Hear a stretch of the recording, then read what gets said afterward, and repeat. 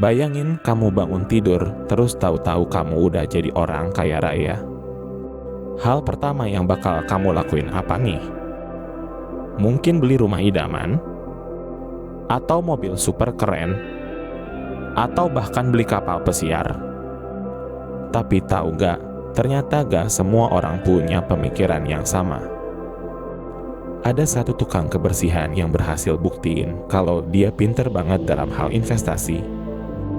Pas umurnya 92 tahun, dia udah punya harta 8 juta dolar atau lebih dari 100 miliar rupiah, dan dia berhasil dapetin itu semua sendiri. Ceritanya memang agak unik. Biasanya kan kita mikir kalau orang yang hidupnya pas-pasan pasti pengen banget nikmatin gaya hidup mewah sesuai yang sering kita lihat di media sosial. Banyak banget orang-orang kaya baru yang suka flexing. Rumah gede, kolam renang gede, garasi banyak isinya mobil balap, liburan terus, dan lain-lain.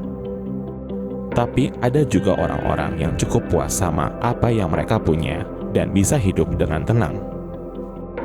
Sebelum aku lanjutin ceritanya, aku mau nanya nih.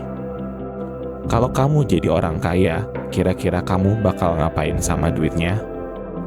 Mau disumbangin gitu gak? Tulis di kolom komentar ya. Nah, balik lagi ke ceritanya. Ronald Rhoads lahir tanggal 23 Oktober 1921. Dia tumbuh besar di rumah kecil di Vermont, tempat keluarganya punya kebun. Pas masih kecil, Ronald suka banget sekolah. Dia harus jalan kaki sekitar 4 mil setiap hari buat ke SMA-nya di Brattleboro. Dia melakukan perjalanan itu setiap hari sampai lulus. Bahkan di tahun 1940 dia jadi orang pertama di keluarganya yang dapat ijazah SMA, yang waktu itu emang jadi prestasi yang keren banget. Setelah itu, dia ikut tentara selama 5 tahun, tapi pas 1945 dia udah balik lagi ke Brattleboro siap buat ngelanjutin hidupnya. Pas balik ke kampung halamannya, dia langsung kerja jadi petugas pompa bensin di Haviland Service Station. Dia kerja di situ selama 34 tahun. Sekitar tahun 1979, pas umurnya 58 tahun, waktunya dia pensiun. Tapi dia gak mau berhenti kerja, dia masih semangat banget buat tetap sibuk. Prinsip hidupnya, pokoknya tambah kerja tambah cuan. Jadi, setelah selesai jadi petugas pom bensin, dia dapat kerjaan paruh waktu jadi tukang kebersihan di Toserba setempat. Dia kerja di situ selama 17 tahun. Tapi ternyata, teman kita Ronald punya rahasia. Selain jadi pekerja yang pendiam, dia juga jadi investor secara diam-diam. Nah, kapan sih Ronald jadi orang kaya? Gimana caranya dia tahu harus investasi di mana tanpa gagal? Aku bakal ceritain itu sebentar lagi. Tapi pertama, ayo lihat gaya hidup dan etos kerjanya dulu. Jujur aja, belajar berinvestasi di saham itu butuh riset yang banyak banget. Ronald orangnya memang pendiam. Dia suka banget motong kayu dan nyetir mobil bekas Toyota Yaris-nya keliling kota. Dia juga hobi ngumpulin perangkona. Kalau kamu mau deskripsi orang yang sederhana, Ronald itu orangnya bisa dibilang sangat rendah hati. Malah, banyak orang di kotanya yang diwawancara bilang kalau Ronald terlihat seperti orang gak punya uang. Semua warga sekitar kaget banget waktu tahu dia ternyata orang kaya. Tapi pengacara Ronald punya sedikit wawasan tentang kondisinya. Alasan kenapa orang-orang gak percaya kalau dia kaya itu karena cara dia berpakaian dan mengelola uangnya. Sewaktu Ronald bertemu pengacaranya di akhir hidupnya, si pengacara asumsi kalau dia gak punya banyak uang. Soalnya Ronald pakai jaket yang udah agak lusuh, baju flanel biasa, dan topi baseball tua. Dia menikah dengan kekasih hidupnya yang dia kenal waktu dia kerja di pompa bensin. Istri dan kedua anaknya pindah ke rumah yang Ronald beli seharga $12.000. Mereka gak punya anak sendiri, tapi Ronald sayang banget sama anak-anak tirinya kayak anak sendiri. Dia bantu mereka kuliah dan biayain pendidikannya, soalnya dia percaya kalau edukasi itu sangat penting. Ronald juga punya hubungan yang baik sama orang-orang yang kerja bareng dia. Gara-gara penampilannya, beberapa rekan kerjanya ngira kalau dia butuh bantuan keuangan. Tapi waktu mereka coba nawarin bantuan, dia halus menolaknya. Ronald emang orang yang hemat banget. Bahkan pas umurnya udah tua, sekitar 90 tahun, dia lebih suka parkir jauh dari tujuan dan jalan kaki daripada bayar parkir. Tapi ada 3 hal yang bikin dia dihargai banyak orang. Dia enak diajak kerja sama, rendah hati, dan yang paling penting dia punya selera humor yang bagus. Salah satu hal yang dia suka lakukan tiap hari adalah pergi ke kantin rumah sakit setempat.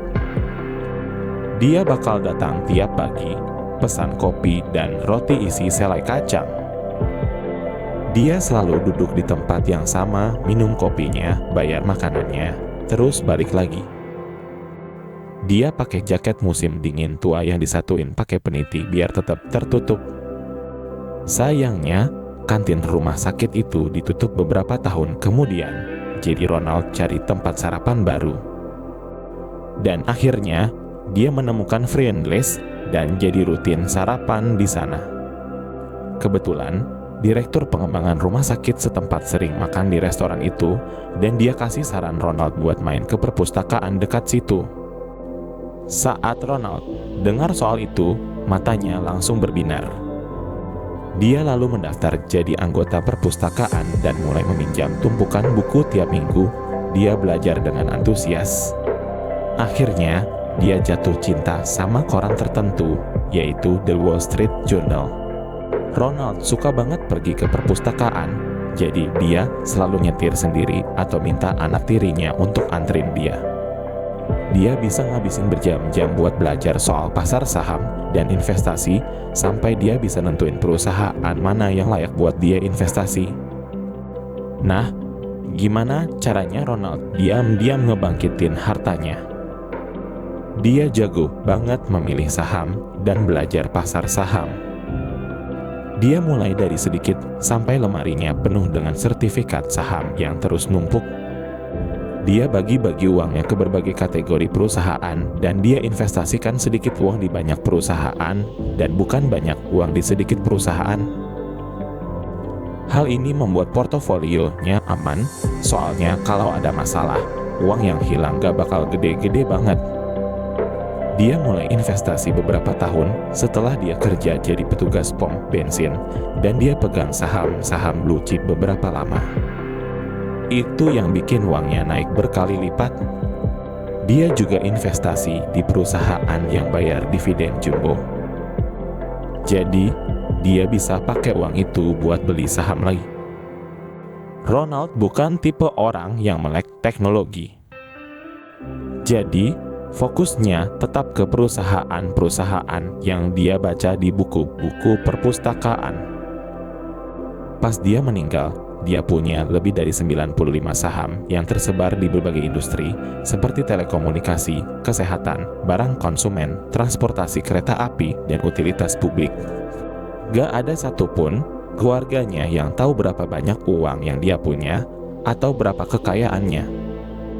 Mereka kira uang yang dia dapat jadi tukang kebersihan cuma cukup buat dia bertahan hidup. Saat umurnya makin tua, kesehatannya mulai memburuk dan dia dirawat di rumah sakit yang sering dia datangi buat sarapan. Saat itu, dia menyewa pengacara untuk membantu mengurusi hartanya. Dia kasih sekitar $2 juta ke dua anak tirinya dan beberapa teman.